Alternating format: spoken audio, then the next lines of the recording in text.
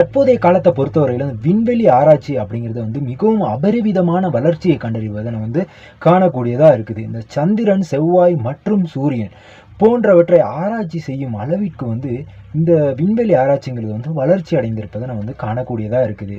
இந்த அளவுக்கு வளர்ச்சி அடைந்திருப்பதற்கான முக்கிய ஒரு காரணம், அதை வந்து துவக்க புள்ளி அப்படின்னு சொல்லி பார்த்தீங்கன்னா, ஒரு தெருநாய் அப்படிங்கிறத உங்களால் நம்ப முடியுதா?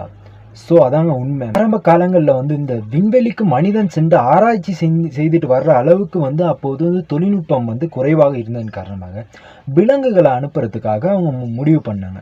ஸோ அந்த டைமில் வந்து ரஷ்யா, அமெரிக்கா இந்த 2 நாடுகளுக்கும் இந்த விண்வெளி ஆராய்ச்சி தொடர்பான ஒரு போட்டியே நிகழ்ந்துக்கிட்டு இருக்குங்க. இந்த டைமில் ரஷ்யா என்ன செஞ்சுருக்காங்கன்னு சொன்னால், விண்வெளி ஆராய்ச்சியில் நம்ம வந்து ஒரு மைல்கல்லை தொடணும் அப்படிங்கிறதுக்காக ஒரு விலங்கை விண்வெளிக்கு அனுப்புவோம் அப்படின்னு சொல்லி ஒரு முடிவு பண்ணியிருக்காங்க. அந்த டைமில் மாஸ்கோ அந்த நகரப்பகுதிகளில் வந்து தெருவில் சுற்றிக்கின்றத 3 வயது ஒரு பெண் நாய், அது வந்து லைக்கா அப்படிங்கிற ஒரு பேர் கொண்ட நாயை வந்து தெரிவு செய்கிறாங்க. ஏன் தெருநாயை தெரிவு செய்கிறாங்க அப்படின்னு சொல்லி கேட்டிங்கன்னு சொன்னால், தெருநாய் வந்து எந்த சந்தர்ப்பத்திலையும் வந்து சமாளித்து வாழக்கூடிய ஒரு தன்மை பெற்றதுன்னு சொல்லி அந்த நாயை வந்து தெரிவு செய்கிறாங்க.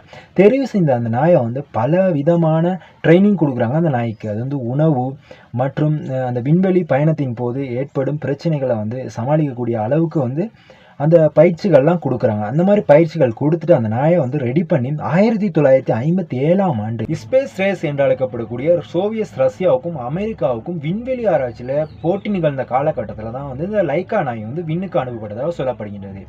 முதலாவது விண்கலமான ஸ்புட்னிக் 2 வந்து வெற்றிகரமாக விண்வெளிக்கு ஏவப்பட்ட நாளை கொண்டாடும் விதமாக சோவியத் ரஷ்யா என்ன செஞ்சுருக்காங்க, நம்ம 2வது மைல்கல்லையும் தொடணும் அப்படிங்கிறதுக்காகத்தான் இந்த லைக்கா நாயை வச்சு ஸ்புட்னிக் 2 வந்து விண்ணுக்கு ஏவுறாங்க.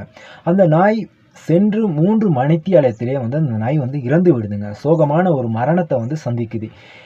ஏன்னு கேட்டிங்கன்னா, அங்கே விண்வெளியில் நிகழக்கூடிய வெப்பநிலையும் மன அழுத்தத்தினாலும் அந்த நாய் வந்து இறக்குது. ஆனால் ரஷ்யா ஒரு நியூஸை வந்து வெளியிடுறாங்க. என்னன்னு சொன்னால், இந்த நாய் வந்து சுற்றுவட்ட பாதையில் வந்து 3 நாட்கள் வரை உயிரோடு இருந்ததாகவும் அவங்க வந்து ஒரு அறிக்கையை வந்து வெளியிட்டாங்க. இருந்தாலும் இந்த நாய் வந்து அங்கே 3 மணித்தியாலத்திலே இறந்து விட்டதாக உண்மையான தகவல்கள் வந்து சொல்லுது.